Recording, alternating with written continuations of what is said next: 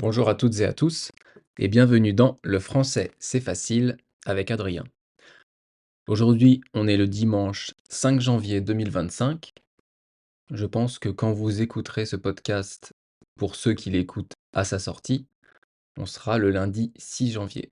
Mais au moment où j'enregistre ce podcast, on est le dimanche 5 janvier 2025 et aujourd'hui, c'est l'Épiphanie, c'est le jour de la galette des rois. Pour ceux qui veulent savoir ce qu'est une galette des rois, je vous invite à écouter le précédent podcast avec l'expression faire la grâce matinée. Si vous ne souhaitez pas écouter tous les podcasts à chaque fois, je les divise en chapitres. Donc dans votre application de podcast, vous avez normalement les différents chapitres avec au début du podcast la vie de tous les jours, les traditions, le temps, quelques mots en français sur tout et sur rien. Ensuite, vous avez généralement un chapitre sur les astuces de français, les astuces de conjugaison, de grammaire, de prononciation, les astuces de français en général. Et après, vous avez un chapitre sur l'expression du jour. Donc aujourd'hui, comme je vous disais, c'est l'épiphanie, c'est la galette des rois. Et la tradition dans ma famille, quand j'étais petit, on se réunissait tous pour manger la galette. Au moment du partage de la galette ou des galettes des rois, le plus jeune passait sous la table pour ne pas voir quelle tranche allait à qui. Pourquoi on fait ça? Parce que dans la galette des rois, il y a ce qu'on appelle la fève. La fève, au départ et à l'époque de la création de la galette, c'était une fève de haricots. Aujourd'hui, c'est une fève qui est à l'effigie, qui ressemble à quelque chose ou à quelqu'un.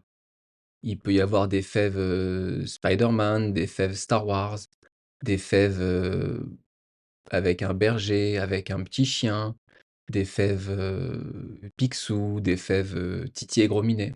Il y a des fèves vraiment de toutes les sortes. Donc dans cette galette, on met la fève, enfin c'est le boulanger qui met la fève s'il fait la galette et après, pour ne pas voir où est la fève, le plus jeune va sous la table et va dire quelle part va à qui. Par exemple, celui qui coupe la galette, il va dire au plus jeune: «Et cette part-là, elle va à qui? Elle est pour qui?» Et le plus jeune dira: «Elle est pour, Jean, elle est pour Patrick, elle est pour Pierre, elle est pour Marie, elle est pour Adrien», et cetera, et cetera. Et celui qui a la part avec la fève va pouvoir mettre la couronne du roi. C'est une couronne généralement en carton ou en plastique qui est dorée et qu'on met sur la tête. Les enfants, ça leur fait plaisir, les adultes, moyennement. Donc ça, c'était la tradition dans ma famille, je pense dans beaucoup de familles en France, au moment du partage de la galette des rois.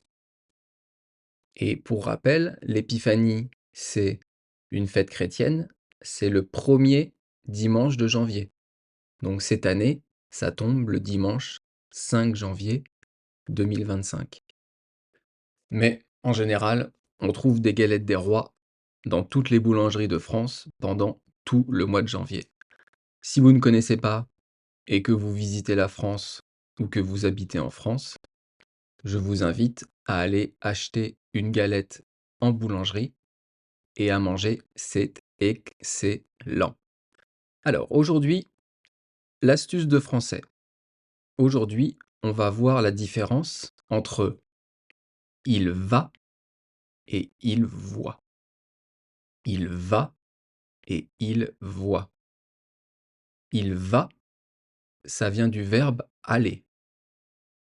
Il va, c'est le verbe donc aller conjugué au présent de l'indicatif. Je vais, tu vas, il va, nous allons, vous allez, ils vont. Donc il va, c'est la troisième personne du singulier. Il voit, c'est le verbe voir. C'est regarder quelque chose. C'est avoir devant ses yeux quelque chose qu'on peut regarder, qu'on peut voir. Par exemple, je vois un champ, je vois la forêt, je vois la mer. Et là, c'est conjugué à la troisième personne du singulier au présent.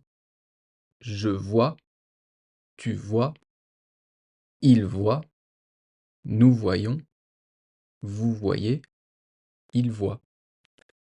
Donc, les deux verbes dans l'astuce du jour, c'est aller et voir. Il va, il voit. Le verbe aller, il va. Le verbe voir, il voit. Comment on prononce ces deux mots? Il va, c'est facile, c'est deux lettres, V et A. L'association, les deux lettres collées, les deux lettres ensemble, ça fait le son va. Le V, on l'a vu dans un précédent podcast, les dents du dessus qui touchent la lèvre du dessous, v, v, et on souffle l'air. Le A, c'est facile, quand on se fait mal, quand on crie, on dit A. A, aïe, A. Donc le V et le A, ça fait va. Il va. Pour l'autre verbe, pour le verbe voir, c'est il voit. Il voit, ça s'écrit V-O-I-T.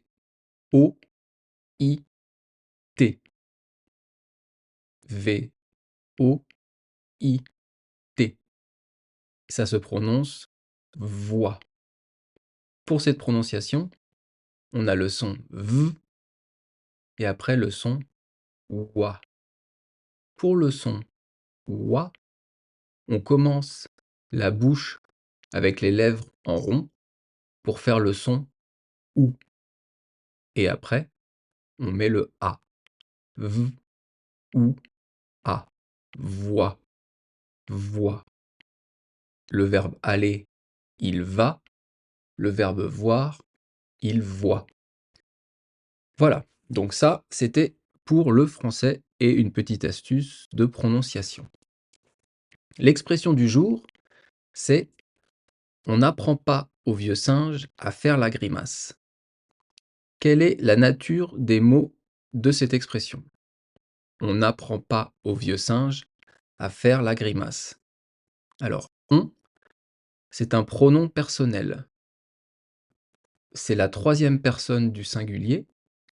Et quand on dit on se réfère, on parle de plusieurs personnes. Il, on parle d'un homme, de lui. Elle, on parle d'une femme, d'elle. Et on parle de plusieurs personnes. Ensuite, vous avez le N apostrophe. Pour rappel, l'apostrophe, c'est cette petite virgule, c'est ces petits traits qu'on trouve au-dessus de la lettre et à droite. Donc le N apostrophe, c'est la forme négative. Ça va avec pas. On n'apprend pas. Mais ici, le mot apprendre, il est commencé par une voyelle, la voyelle A. Comme c'est commencé par une voyelle, on ne met pas on ne apprend pas, mais on dit on n'apprend pas. La forme négative, c'est ne pas, mais ici c'est on n'apprend pas. Car le verbe apprendre est commencé par une voyelle. Pour rappel, les voyelles A, I, U, E, O, Y. C'est la même chose que dans le podcast qu'on a vu, l'union fait la force. L apostrophe union. Donc quand on écrit cette expression, on n'apprend pas au vieux singe à faire la grimace, on écrit le mot on, N apostrophe, et après apprend. Mais souvent, on voit écrit on apprend, sans le N apostrophe. Pourquoi il y a beaucoup de personnes, et beaucoup de Français parmi ces personnes, qui oublient, qui ne mettent pas ce N apostrophe? Parce qu'en français, quand vous avez deux mots qui se suivent, dans la prononciation, dans l'écoute, on va relier la dernière sonorité, le dernier son du mot d'avant au mot d'après. Donc, si je dis on apprend pas, ça sonne pas bien, c'est pas français. On apprend pas, ça ne va pas. C'est on n'apprend pas. Les gens oublient le N apostrophe parce que le mot on finit par un N. Et donc, on accorde le N avec le A d'après. Mais c'est une faute de français. Il y a bien un N apostrophe. Donc si vous écrivez cette expression, n'oubliez pas le N apostrophe, la forme négative.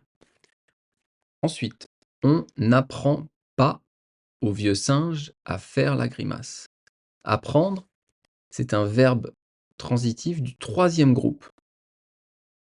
Donc, on va résumer juste les trois groupes rapidement. Le premier groupe, c'est les verbes en ER, les verbes en et, sauf le verbe aller. Le deuxième groupe, c'est les verbes en ir, comme finir, réussir, réunir, applaudir. Mais, là encore, comme partout en français, il y a des exceptions, comme le verbe courir. Et le troisième groupe, ce sont tous les autres verbes. Donc, apprendre appartient au troisième groupe. Ensuite, vous avez, alors juste, on n'a pas vu le sens d'apprendre. Apprendre, c'est étudier quelque chose. Par exemple, en écoutant ce podcast, vous apprenez le français. Vous étudiez le français.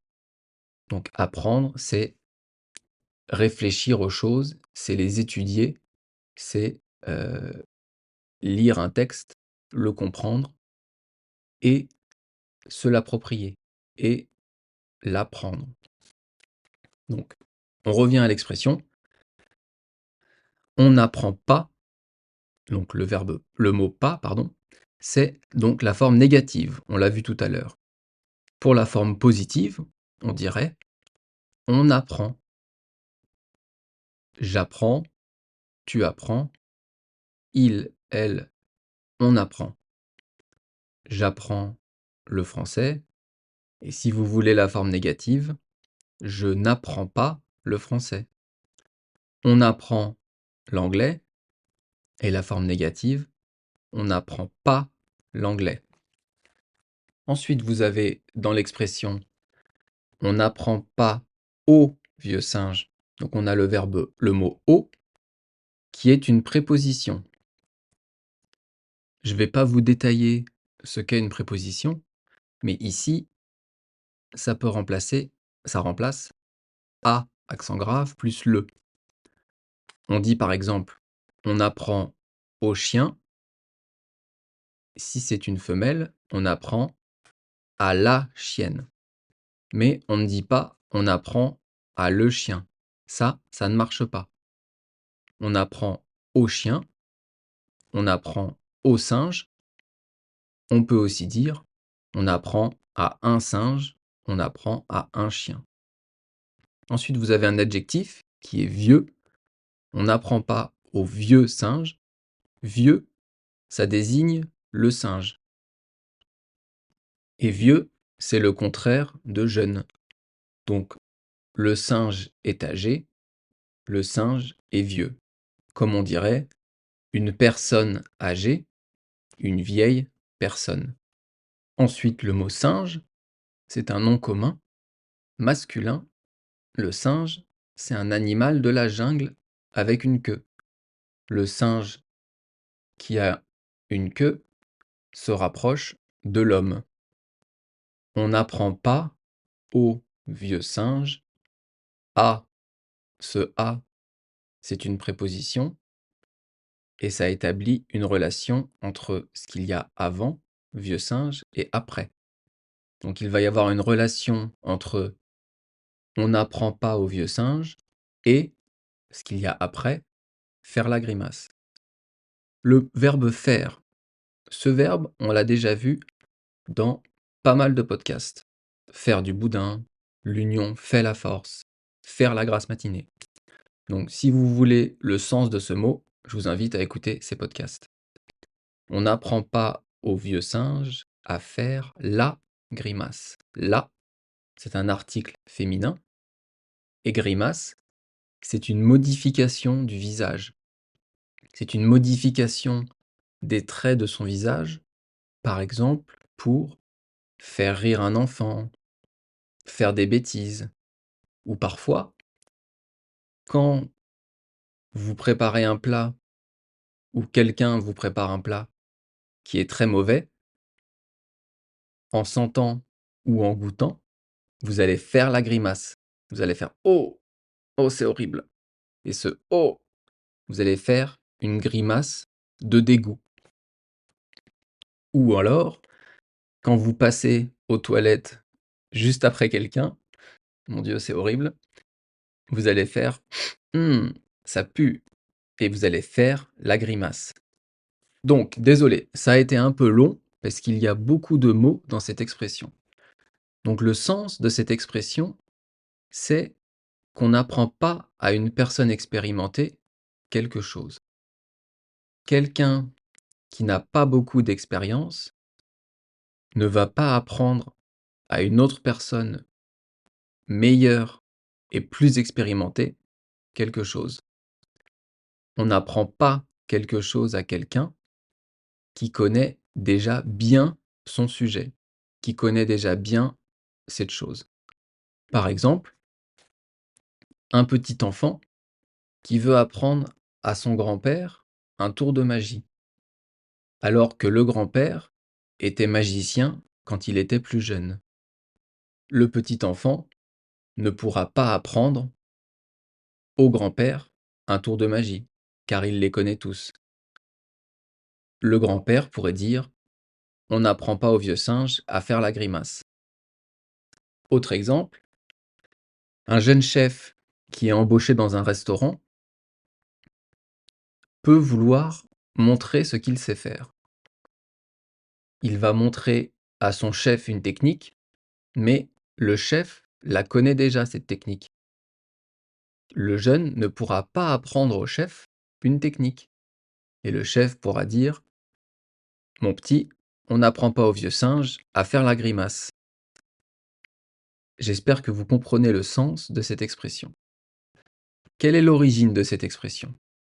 Cette expression a pour origine le 19e siècle. Donc 19e siècle, c'est de 1801 à 1900. Le singe, il est réputé pour faire beaucoup de grimaces. On connaît le singe pour un animal qui fait beaucoup de grimaces. Donc, en fait, on ne peut pas être meilleur qu'un singe pour faire des grimaces. On ne peut pas apprendre à ce singe qui est très fort en grimaces comment faire une grimace. On pourrait aussi dire comme synonyme, comme phrase qui ressemble, ce n'est pas à un expert que l'on peut apprendre sa spécialité. Ce n'est pas à quelqu'un qui connaît un sujet qu'on va apprendre quelque chose de nouveau. Voilà, j'espère que vous avez compris le sens de cette expression et comment l'utiliser. En anglais, on dirait You don't teach your grandmother how to suck eggs. Ou en espagnol, No puedes enseñarle nuevos trucos a un perro viejo. Voilà, ça c'était deux traductions pour ceux qui parlent anglais ou espagnol. Encore une fois, je vous remercie beaucoup de m'avoir écouté jusqu'au bout. Si vous avez des questions, une demande, un besoin sur une expression, n'hésitez pas à m'envoyer un message sur mon compte Instagram. If you have a question about expressions in French or any question about French, you can send me a message on my Instagram account. 質問か問題があれば、いつでも Instagram のアカウントをメッセージを送ってください。Instagram のアカウントは Le Français avec Adrien. ありがとうございました。Je vous remercie et à bientôt. Bye bye. Hasta luego. またね